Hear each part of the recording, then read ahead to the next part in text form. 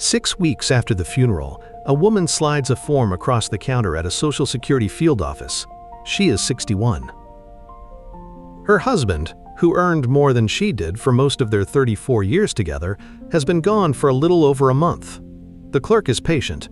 The paperwork is routine. There is a box on the form that asks, in effect, when she wants the survivor benefit to begin. She checks the earliest date available. The check will start next month. She signs and she leaves, and the whole thing takes less than 10 minutes. Nothing about that scene looks like a mistake. She needs the income. The mortgage did not pause for her grief.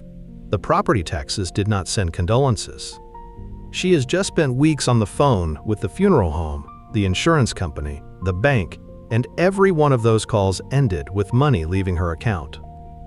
When a form finally offers money coming in, she takes it the fastest way it is offered. That is not carelessness. That is a person under pressure choosing the option that reduces pressure right now. And here is what almost no one told her before she signed. The survivor benefit and her own retirement benefit are two separate things. She can claim one now and let the other keep growing. She could, in many cases, take the smaller check today and switch to the larger one years later, permanently increased. The box she checked did not just start a payment. It quietly set the terms for a check she will live on for the rest of her life, potentially 30 more years. And it did so in the emotional worst-case moment for making a durable financial decision. This is the pattern that runs underneath the entire subject of survivor benefits, and it is stranger than it first appears. The surviving spouses who have the most to gain from waiting, the ones for whom patience would be worth tens of thousands of dollars, are consistently the ones who claim the earliest. Not the least informed, not the poorest, the ones with the biggest prize for waiting walk away from it most reliably.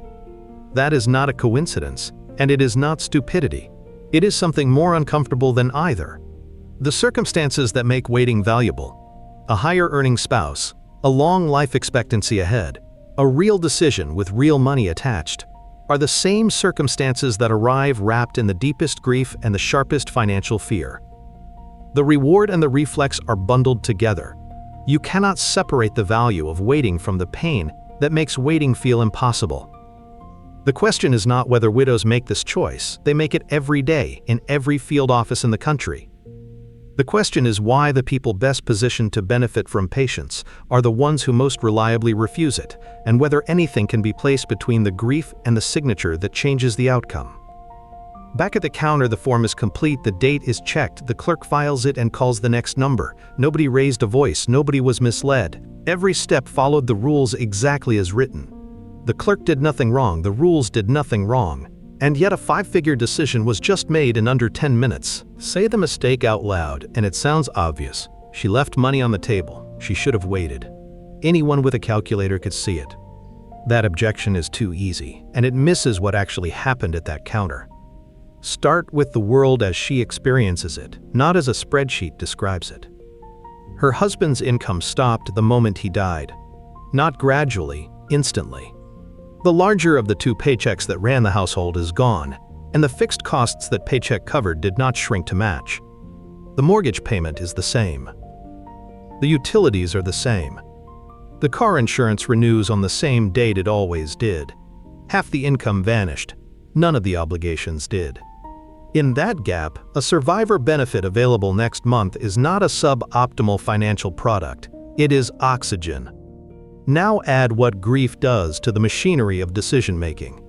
There is a well-documented finding in behavioral research that scarcity, the acute sense of not having enough, narrows attention onto the immediate shortfall and away from long-horizon trade-offs. In the work of Sendil Malainathan and Eldar Shafir, scarcity does not just make people sad, it measurably taxes the cognitive bandwidth available for planning. The mind under scarcity is not lazy. It is fully occupied, solving the nearest problem with everything it has. A decision about a check 30 years from now cannot compete with a decision about the check that clears the mortgage this month. So the reflex is not a lapse. It is a system working exactly as designed. The brain triages. The nearest fire gets the water. There is a second layer that makes early claiming feel not just necessary but wise. Certainty. A benefit claimed today is guaranteed today. A benefit that grows if she waits, requires her to bet on her own survival, on rules staying stable, on a future she has every reason to distrust, because the future just took her husband without warning. Waiting asks a newly widowed person to trust time. Time has just proven itself the enemy. Choosing the sure thing over the larger uncertain thing is not a failure of reasoning. In most of life, it is the reasoning that keeps people safe. Put those pieces together, and the early claim looks less like an error and more like a well-built response to genuine pressure. Real income gap, compromised bandwidth, a rational preference for certainty after a shock. Every input pointed toward the earliest date. Given what she could see, she chose correctly. Here is where the steel man breaks. The reflex is calibrated to a normal financial decision, where taking the sure smaller amount now versus the risky larger amount later is often the right call. But survivor benefits are not a normal decision, because of one structural fact the reflex cannot perceive. The survivor benefit and her own retirement benefit are separate levers she can pull at different times. She was never actually forced to choose between income now and a larger check later. She could have had a smaller check now and a larger check later. The either/or the reflex was solving does not exist in the rules.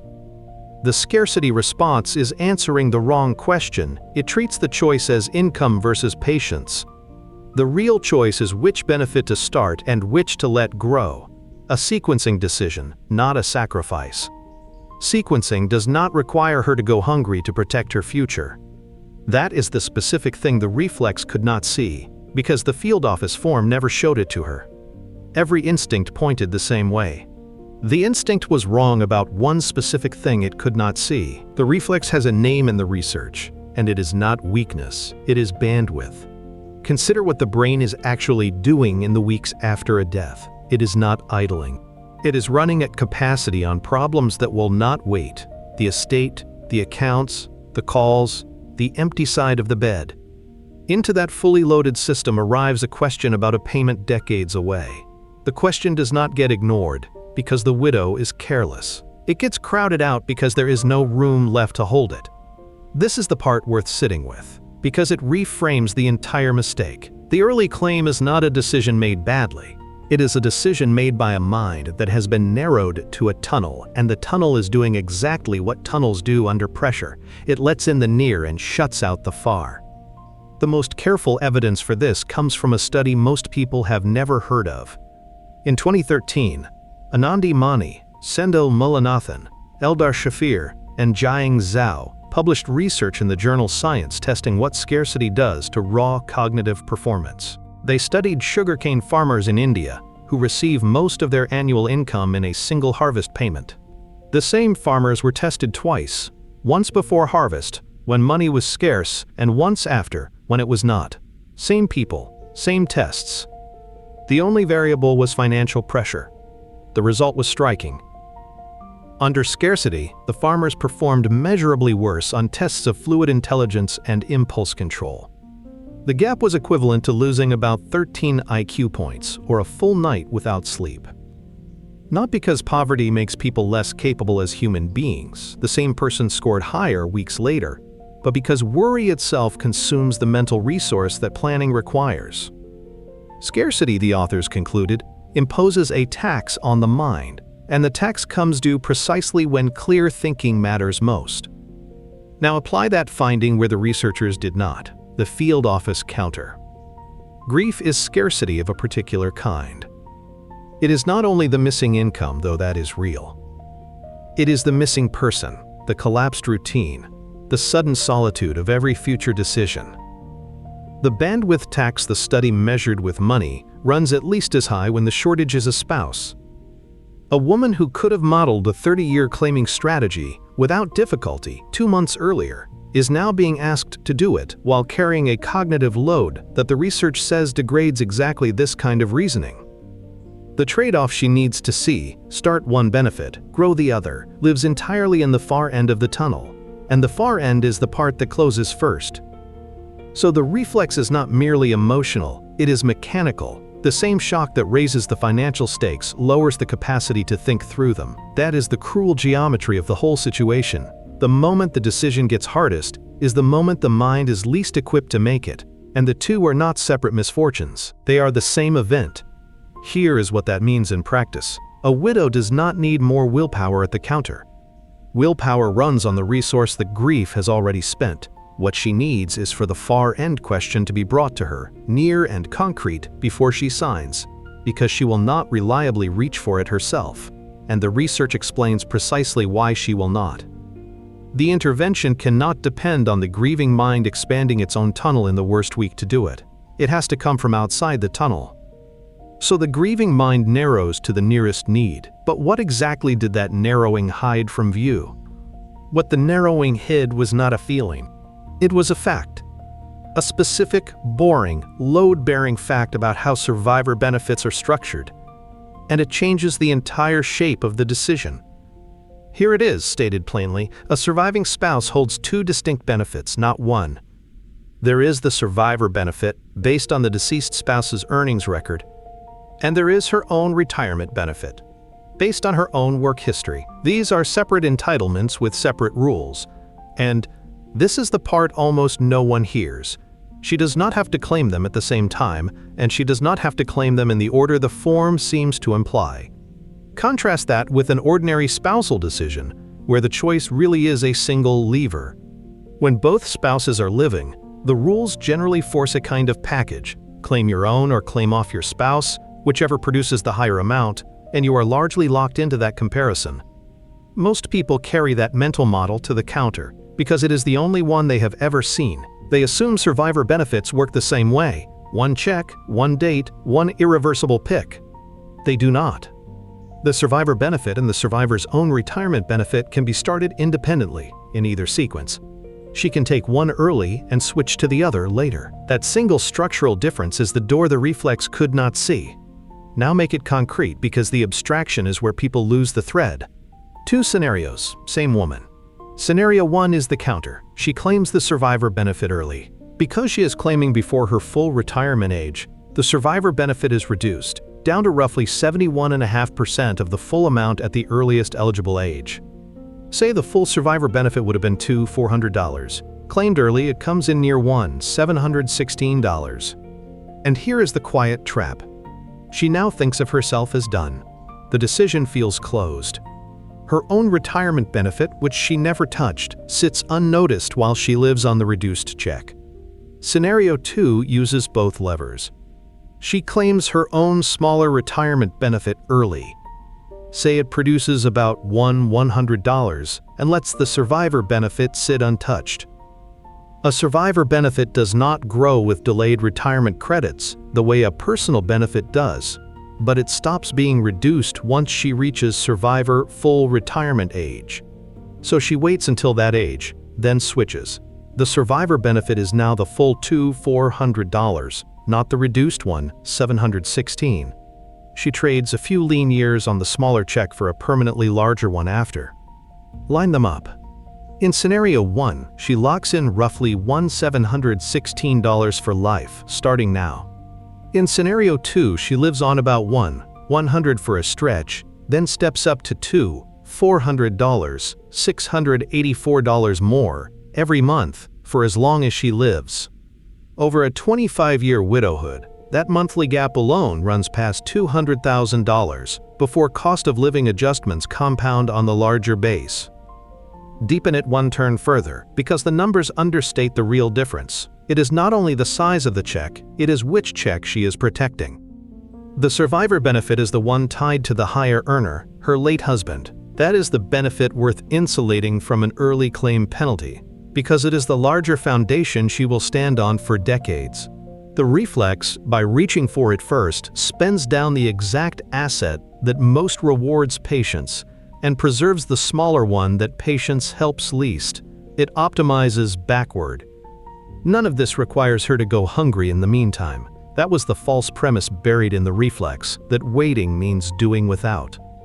The separable structure means she can have income now and a larger check later, not instead of each other. In sequence. The move is real, it is written into the rules, and it is used far less than it should be, because the person who most needs it is looking at a form that shows one box and one date. She is not choosing one check, she is holding two, and she can start them in either order. Think of it as a two-well property. On one plot sits a shallow well, modest flow, but water today. On the other sits a deep reserve that runs stronger the longer it stays capped. A person dying of thirst reaches for the shallow well, drinks it dry, and never learns the deep one was hers the whole time. The tragedy is not that she drank. It is that she drank from the wrong source first and drained the well she was meant to live on. That is the sequencing move, translated out of hydrology and back into Social Security. Here is the mechanism, without the counter's fog. A surviving spouse controls two taps. Tap 1 is her own retirement benefit, drawn from her own earnings record. Tap 2 is the survivor benefit, drawn from the higher earner's record. The rules let her open either tap first and switch to the other later. The strategy that follows is not clever. It is almost mechanical once you see it. She opens the tap that gives the smaller flow now and leaves the larger one capped, letting it reach its full, unreduced level before she switches. Which tap is smaller and which is larger depends on the two earnings records, and this is where the mechanism does real work. If her own retirement benefit is the smaller of the two, she starts there, takes the reduced personal check early, and lets the survivor benefit sit untouched until her survivor full retirement age, when the early claim penalty disappears. She then switches to the full survivor amount, permanently. If instead her own benefit is the larger one, the sequence flips. She takes the survivor benefit early to cover the gap, and lets her own retirement benefit grow with delayed credits, worth roughly 8% a year up to age 70, then switches to that. The engine underneath both versions is the same. One check pays the bills during the wait. The other compounds in the dark. She is never choosing between income and patience. She is assigning each benefit a job, one to feed her now, one to grow, and the only real decision is which benefit gets which job. Notice what this dismantles. The reflex at the counter treated the survivor benefit as a single object with a single date, take it or lose it. The mechanism reveals two objects with two clocks running at different speeds. A normal spousal claim really is one lever. The survivor situation is two levers that the form, with its one box and one date, quietly collapses into one. The collapse is not a lie, it is an omission. The form asks when she wants the survivor benefit to start, and by asking only that, it makes the other tap invisible. Sit with why this matters beyond the arithmetic. The move does not ask a grieving person to sacrifice. That was the whole cruelty of the earlier framing, the belief that patience meant going without. It does not. The mechanism is specifically designed so that money keeps arriving the entire time.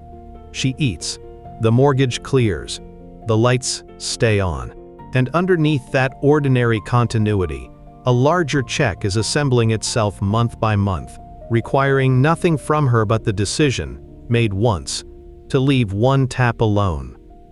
There is a reason this is rare in practice, and it is not that the rule is hidden in fine print. It is that seeing the two taps requires holding two futures in mind at once, and the research already showed what grief does to that capacity. The mechanism is public. The bandwidth to use it is not. So the elegant move sits in the rulebook, fully legal, fully available, used by a fraction of the people it was built for. Not because they were denied it, but because no one placed it in front of them near enough to grasp while the tunnel was still narrow. On paper, this is elegant. In dollars, it is enormous. The next block puts a number on it, $684 a month. Taken alone, it sounds almost manageable. The price of a car payment, a utility bill, a modest indulgence. Small enough to shrug at. That is precisely what makes it dangerous. Because a monthly gap is a disguise. The mind reads $600 as a number it could absorb, a shortfall it could cover with a little discipline. What the monthly framing hides is time. A survivor benefit is not a single transaction, it is a stream, and streams do arithmetic the human eye is bad at. Run the same composite widow forward. She claims the survivor benefit early, locking in roughly $1,716 against a full amount of $2,400. The alternative, living on her own reduced retirement benefit near $1,100, while the survivor benefit ripens to its full $2,400, costs her income in the early years and pays her back for decades. Set the switch at her survivor full retirement age, call it 66 and 8 months for someone born in the late 1950s.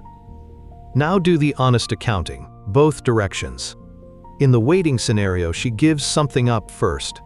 From the early years to the switch, she lives on about 100 instead of 716, roughly $616 less a month for about 5.5 years. That sacrifice totals somewhere near $41,000. This is the number the Reflex feels in its body. It is real money, foregone during the leanest, loneliest stretch of a life just upended. No honest analysis pretends that cost is imaginary. Then the direction reverses. From the switch onward, she draws $400 instead of $716 to $684 more every month for the rest of her life. Over a single year, that is $208. Over 5 years past the switch, she has already erased the $41,000 she sacrificed. Everything after that is pure gain. And widowhood is rarely 5 years. A woman widowed at 61 has, on average, more than 2 decades of life expectancy ahead. Say she lives to 86. That is roughly 19 years, drawing the larger check after the switch. 19 years at $208 is about $156,000. And that figure ignores cost of living adjustments, which is where the second disguise falls away. Here is what the monthly number could not show. Social Security's annual adjustment is a percentage. A percentage of a larger base is a larger raise. The two $400 check and the $716 check do not rise in parallel. They diverge a little more each year because the same rate applied to a bigger foundation compounds into a widening spread. By the later years of her life, the gap between the two paths is no longer $684 a month. It is meaningfully more, and it grows every single January. Recalculate the whole thing, and the shape changes entirely. The decision that looked like a choice between $716 and $400, a $684 question, was never a $684 question. Net of the early sacrifice, across a realistic lifespan, with adjustments compounding on the larger base, the gap between the two paths clears $150,000 and keeps climbing toward $200,000 for a long-lived widow. The counter clerk filed a form in under 10 minutes. The form quietly settled a 6-figure question. And notice the cruelty of the scale. The number is enormous, but it never arrives as a number she can see. There is no statement that says, "You forfeited $156,000. There is only a check, slightly smaller than it might have been, arriving faithfully on the same day each month for the rest of her life. The loss is distributed so thinly across so many months that no single deposit ever feels wrong. That is the trap in its final form. The gap did not appear at the window, where she might have caught it. It compounded quietly, month after month, invisible until it was permanent. Before there was a box on a form, there was a photograph problem. In 1939, when survivor benefits were written into the Social Security Act, the government was looking at a very specific picture of American life. A man earned the wage, a woman kept the home. When the man died, the wage died with him, and the household, often a mother and several children, fell off a cliff with no bottom. The benefit was designed for that cliff. Follow the timeline, because the design intent is written into the sequence. The original 1935 law had no survivor provision at all. It paid a lump sum and little else. It was the 1939 amendments that added monthly survivor payments, and they were built around a particular figure, the widowed mother, usually young, often with dependent children, who had never held a paying job because the era did not expect her to. Her earnings record was blank by design. She had no benefit of her own to fall back on. The survivor benefit was not one option among two. It was the only floor between her family and destitution. That matters, because it explains why the benefit was structured to be claimed simply and claimed soon. Congress was not imagining a woman weighing two entitlements against each other across a 30-year horizon. It was imagining a mother who needed money this month to keep children fed, with no competing benefit to protect and no reason on earth to wait. For that widow, claiming immediately was not a reflex to be corrected. It was the entire point of the program. The machinery was built to move fast because the emergency it answered could not wait. Then the turning point arrived, and it arrived slowly enough that almost no one marked the date. Over the second half of the 20th century, the woman the benefit was built for gradually stopped existing. Women entered the paid workforce in numbers the 1939 drafters never modeled. By the time a widow reaches a field office today, she very often has a substantial earnings record of her own, a second entitlement the original design never anticipated she would hold. The blank record the program assumed is now, for most survivors, a full one. She does not arrive with one lever, she arrives with two, and the benefit still behaves, on the form and in the reflex it invites, as if she had only one. The consequence is a quiet mismatch between a rule and the person it now meets. A benefit engineered for a woman with nothing of her own now lands on a woman who has something of her own, and that something is the very asset that makes waiting valuable. The design assumed no competing benefit, so it never built in a pause. It never needed one. The emergency it answered was real and immediate and singular. But the modern widow's emergency is not singular. She has income that could carry her while a larger check ripens, an option the 1939 architecture could not conceive of because the woman it pictured had no such income to carry her. So the reflex to claim early is not only a product of grief and scarcity, it is also a fossil. It is the correct answer to a 1939 question, still being given to a 2020s widow whose situation has quietly inverted the premise. The program was built to rush. The person standing at the counter now has, for the first time in the program's history, a real reason not to. A benefit built for one kind of widow now meets a very different one, and it does so on the eve of a rule change written for the modern widow, not the historical one. Here is the fear that lives underneath everything said so far. Maybe the sequencing move is a paper strategy. Maybe it works in a slideshow and collapses at the counter because the agency changed the rules, or because some clerk shrugs and says that is not how it works anymore. A grieving person has every reason to suspect that the elegant option is the one that quietly evaporates the moment she reaches for it. So it is worth stating clearly what is actually shifting for 2026 and what is not. What is not changing is the thing that matters most. The core structure, two separate benefits, claimable in either sequence, one growing while the other pays, is not being repealed. The survivor benefit and the survivor's own retirement benefit remain distinct entitlements with distinct clocks. The door the reflex could not see is still open. Nothing in the 2026 adjustments closes it. What is changing is the arithmetic around the edges, and it sharpens the decision rather than softening it. Social Security's cost of living adjustment for 2025 was 2.5%, applied in January 2025, and the 2026 adjustment lands on top of it. Each annual raise is a percentage of the benefit base, which means a larger base collects a larger raise. The full survivor benefit and the reduced one do not rise together. They diverge a little more with every January adjustment. What is new is that another compounding year has been added to the spread, widening the distance between the early claim path and the sequencing path before the widow ever notices. There is a second moving part, and it is the one that traps people who assume waiting is always free: the earnings test. A survivor who claims a benefit before her full retirement age while still working can have that benefit withheld if her wages exceed an annual limit, and those limits rise for 2026. This is where a naive reading of the strategy backfires. The plan says take the smaller benefit now and let the larger one grow. But if the smaller benefit she claims early is subject to the earnings test and she is still working, part of that early check can be clawed back, meaning the income she counted on to carry her through the wait does not fully arrive. Consider the counter example. A survivor still working part-time at 62 plans to live on her own reduced retirement benefit while the survivor benefit ripens. On paper, the sequence is textbook, but her wages sit above the 2026 earnings test threshold. The administration withholds $1 for every two she earns over the limit.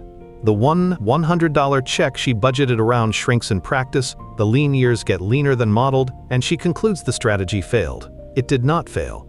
It was applied without accounting for the one variable, her wages against a rising 2026 limit, that governs whether the early check survives intact. The legal move is real, not wishful. It survives into 2026 fully intact. But 2026 does not make it easier to execute. It raises the stakes on executing it correctly. A larger cost of living base means the reward for sequencing right grows. A higher earnings test limit means the penalty for sequencing while working, without doing the math, also grows. The rule change hands the widow a bigger prize and a sharper edge in the same envelope. The reflex is not answered by any of this. A rising base and a rising earnings limit do not reach into the tunnel and pull the far-end question forward. They only mean the far-end question is now worth more than it was last year. The move that turns the reflex around exists in the rulebook on the eve of 2026, unrepealed and available. The change makes the timing decision sharper, not softer. Getting it wrong in 2026 costs more, not less, and the person most likely to get it wrong still has no one standing between the grief and the signature. Set two widows side by side. Same age, 61. Same late husband, same full survivor benefit of $2,400. Same modest retirement benefit of her own near $100. Same field office, same week, same grief. The only difference between them is which box gets checked on a form that takes under 10 minutes to file. Follow both for the rest of their lives and watch what that single difference becomes. The first widow does what nearly everyone does. She claims the survivor benefit early, reduced to roughly $1,716, and considers the matter closed. The check arrives faithfully. Month after month, year after year, it is enough to notice and not enough to alarm. She never sees the other path because there is nothing to see.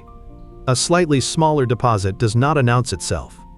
The second widow assigns each benefit a job. She lives on her own reduced retirement benefit, about $100, and leaves the survivor benefit uncapped. At her survivor full retirement age, 66 and 8 months, she switches to the full $2,400. From that day forward, she draws $684 more every month than her counterpart. Here is the central truth the side-by-side exposes, the one neither woman could feel at the counter. The gap between them is not a number that appears. It is a number that accumulates. Nothing dramatic ever happens to the first widow. She is not denied anything, not penalized, not warned. Her loss is spread so thinly across so many deposits that no single one ever feels like a mistake. The gap grows in the dark, and darkness is exactly where the largest numbers hide. Now let it unfold, honestly, in both directions. The second widow sacrifices first. From 61 to the switch, she lives on roughly $616 a month less, about $41,000 foregone across 5.5 lean, lonely years. That cost is real. It is the number the first widow's reflex was protecting her from, and no honest accounting waves it away. Then the arithmetic reverses and keeps reversing. From the switch onward, $684 more each month is $208 a year. 5 years past the switch, the $41,000 is fully repaid. Everything after is clear gain. A woman widowed at 61 has, on average, more than 2 decades ahead. Carry her to 86, 19 years drawing the larger check, and that alone is roughly $156,000. Then let the last disguise fall. Social Security's annual adjustment is a percentage, and a percentage of $2,400 is a larger raise than a percentage of $1,716. The two checks do not rise in parallel, they diverge a little more every January, the spread widening on the larger base. By the final years, the monthly gap is no longer $684. It is meaningfully more, and it compounds. Recalculate the whole thing and the shape changes. What looked like a $684 question, a car payment, a shruggable line item, was never that. Net of the early sacrifice, across a realistic lifespan, with cost of living adjustments compounding on the higher foundation, the gap between the two widows clears $150,000 and keeps climbing toward $200,000 for the long-lived one. Two women, same husband, same records, same week. One checked a box the fastest way it was offered, the other assigned each benefit a job. Between them, over a lifetime, sits the price of a house, and the first widow will never see it, because it never arrives as a figure. It arrives as an absence, distributed one quiet month at a time. That is how large the gap can grow before anyone notices, large enough to change a retirement, invisible enough that no one ever does. The loop that opened at the counter, how much is actually at stake, now has its answer. 6 figures, settled in 10 minutes, felt across 30 years. But knowing the number changes nothing if the reflex still fires at the window. The second widow did not win because she saw a spreadsheet. Nobody at the counter hands out spreadsheets. So the real question is no longer how large the gap is. It is how you disarm the reflex before it locks the smaller check-in for life. There is a version of this problem that a spreadsheet cannot solve, and it is worth naming before offering a cure. No amount of arithmetic has ever changed what happens at that counter. Because the widow at the window is not short on math, she is short on bandwidth. Handing a grieving person a better calculation is like handing a drowning person a swimming manual. The reflex does not fire because the numbers were unavailable. It fires because the far end of the tunnel is dark and the form only lights up the near end. So the intervention cannot be a calculation. It has to be a question, one short enough to survive the tunnel and specific enough to force the second lever into view. Here it is. Before signing anything at that office, a surviving spouse, or the adult child sitting beside her, should ask the clerk out loud, "Am I claiming a survivor benefit, my own retirement benefit, or both? And can I start one now and switch to the other later?" That is the whole intervention, 9 seconds of speech against a 5-figure decision. Look at what the question does mechanically, because its power is not in the words but in what they force. It cannot be answered with a date. It cannot be answered by pointing at a box. It requires the clerk to acknowledge that 2 benefits exist, that they are separate, and that sequence is a live option. It drags the invisible tap into the light of the counter, where the reflex was about to fill in the blank with the earliest possible date. The question does not ask the widow to hold 2 futures in her head. It asks someone else, the person paid to know the rules, to hold them for her, out loud, in the room. That is why it works when willpower does not. Willpower runs on the exact resource grief has already spent. The question runs on nothing. It is a single memorized sentence that a person can carry into the office on an index card, or that a son can ask on his mother's behalf while she stares at the wall. It does not require her tunnel to widen, it borrows the clerk's bandwidth to see what her own cannot. And notice what it is not. It is not, "Should I wait?" That framing reawakens the whole false choice between income and patience, and the scarcity-taxed mind will answer it the way it answers every threat, by reaching for certainty now.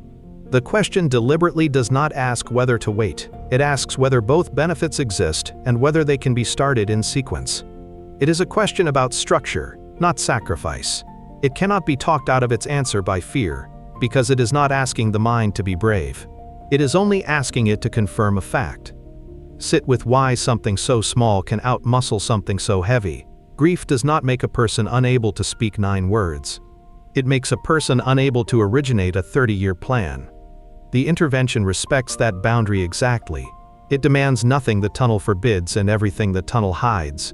It is the smallest possible object that still opens the door.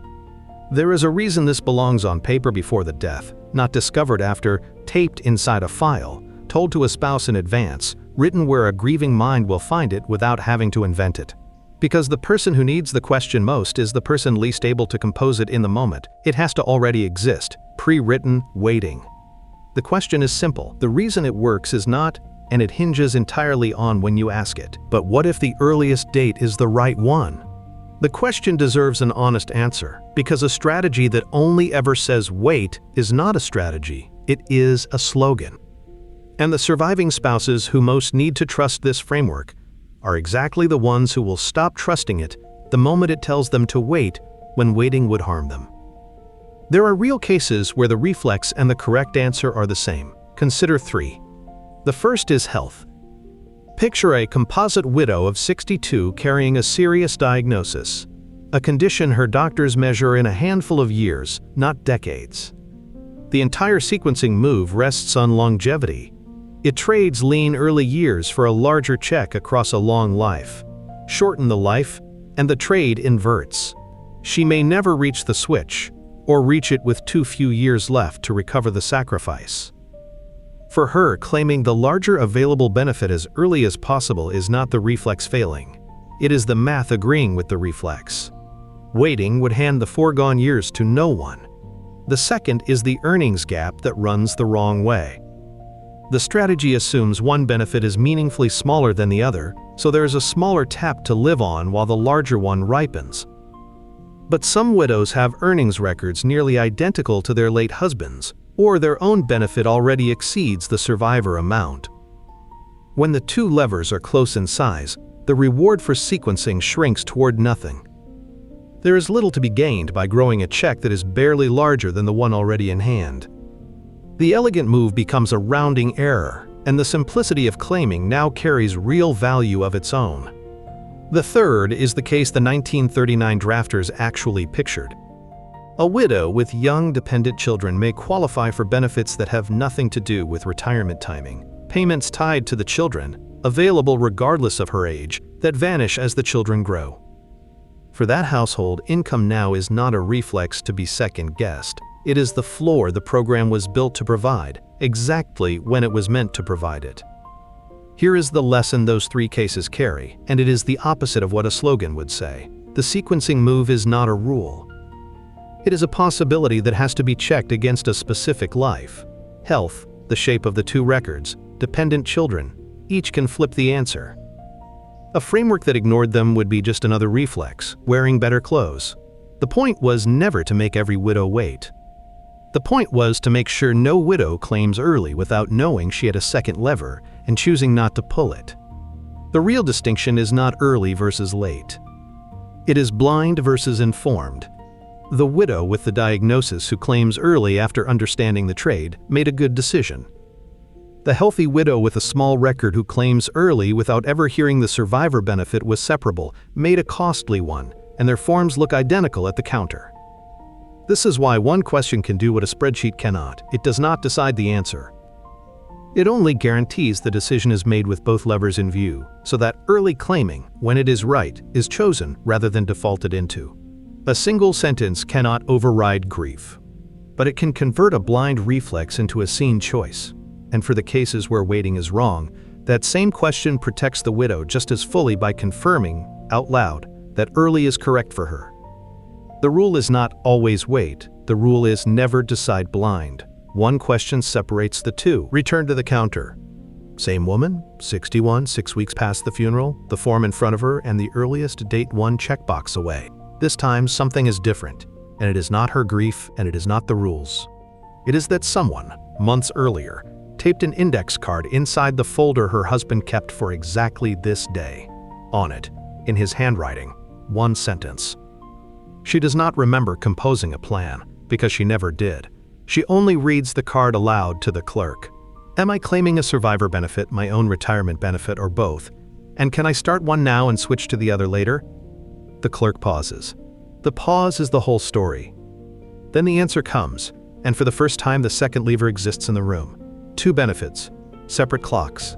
She can take her own reduced retirement check now, about $100, and leave the survivor benefit uncapped until her survivor full retirement age.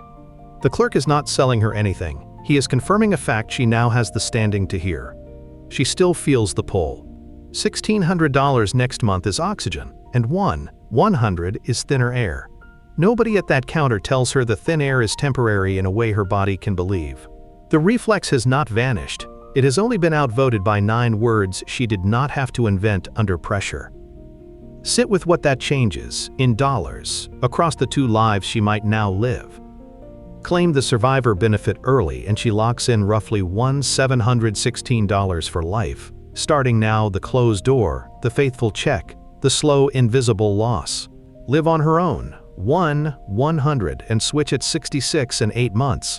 And she gives up about $41,000 across 5 lean years, then draws the full $400 to $684 more every month, repaying the sacrifice within 5 years and gaining for 2 decades after.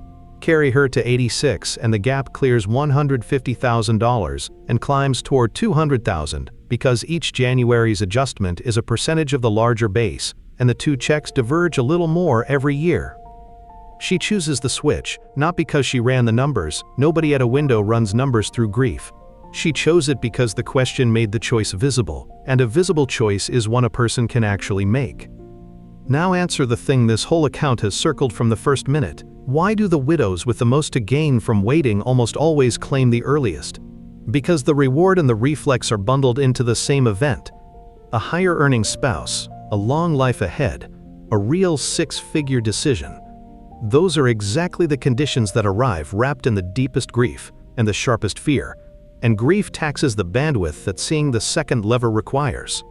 The women with the most to gain are the ones under the most pressure to reach for certainty now. It was never ignorance. It was the tunnel, doing what tunnels do. That is why the intervention could never be a spreadsheet and never be more willpower. It had to be smaller than grief. A single pre-written sentence, waiting where a narrowed mind would find it without having to build it. Not should I wait? Never that. Only, do both benefits exist, and can I start them in sequence? A question about structure, immune to fear, because it does not ask the mind to be brave. It asks it to confirm a fact. The rule was never always wait. Some widows should claim early, and for them, the same question protects just as fully by saying so out loud. The rule is narrower and harder to argue with. Never decide blind. Make early claiming, when it is right, a chosen thing rather than a defaulted one, and make patience, when it is worth 6 figures, something a grieving person can actually reach. The form still takes under 10 minutes, it always will. What changes is whether those 10 minutes settle the next 30 years by accident or on purpose. One sentence is the difference, and it costs 9 seconds against the price of a house. This is education, not personalized advice. Wealth is built to last. And for a surviving spouse, so is the check. Ask the question before you sign. Everything after depends on it.